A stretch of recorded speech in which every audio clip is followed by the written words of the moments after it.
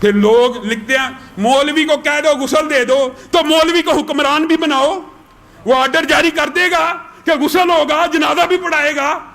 حکمران تم بدبخت لوگوں کو بناتے ہو اور الزام اور انگلی مولوی پہ اٹھاتے ہو۔ کیسا ماشاءاللہ بیان دیا ہے۔ ہم فرقہ واریت کی فضا قائم نہیں کرنا چاہتے، ورنہ ہمیں پتہ ہے کہ یہ کہاں سے آیا، کس طرح بارڈر کھولے گئے، کس طرح خان صاحب کے 2 رافضی وزیروں نے ان کو ورگلا کے اس ملک میں یہ آفت اور وبا پھیلائی۔ ایسے اللہ معاف کرے بدبخت لوگ معاشرے میں موجود ہیں، حقیقت کے اوپر پردہ ڈالنے کے لیے۔ ہم اندھے ہیں، ہمیں نہیں پتا کہ کس زیدی نے ایران کا بارڈر کھلوایا۔ آج لوگوں کے گھروں کو اور مسجدوں کے اوپر تالے لگوا رہے ہو، اس وقت ایران کے بارڈر کو سیل نہیں کیا، اور بکواس کرتے ہو کہ مولویوں نے یہ پھیلایا ہے۔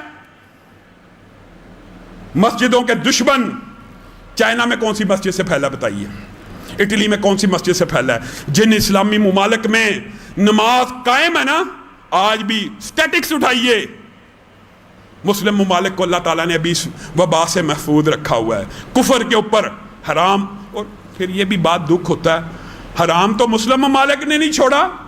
ماشاءاللہ ایسے ایسے علماء موجود ہیں جو ساری زندگی خود کو عالم دین اور محدث اور فقیہ اور پتہ نہیں کیا کیا کہتے رہے ہیں، جو کبھی جن کو جرت نہیں ہوئی کہ سود کے خلاف فتویٰ لکھ دیں، سینمے کے خلاف فتویٰ لکھ دیں، میوزک کنسرٹ کے خلاف فتویٰ لکھ دیں۔ ابھی حکمران اشارہ ابرو کرے گا، مسجد بند کر دی جائے گی۔ جی سینما نہیں بند کرنا، میوزک کنسرٹ کے خلاف فتوے نہیں آئیں گے، جنہوں نے دیے ہیں وہ ہماری سر آنکھوں پہ ہے۔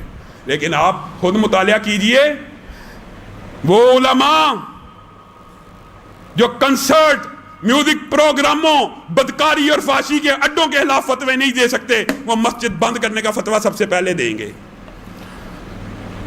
ہم کس بندے کے سامنے جا کے رونا روئیں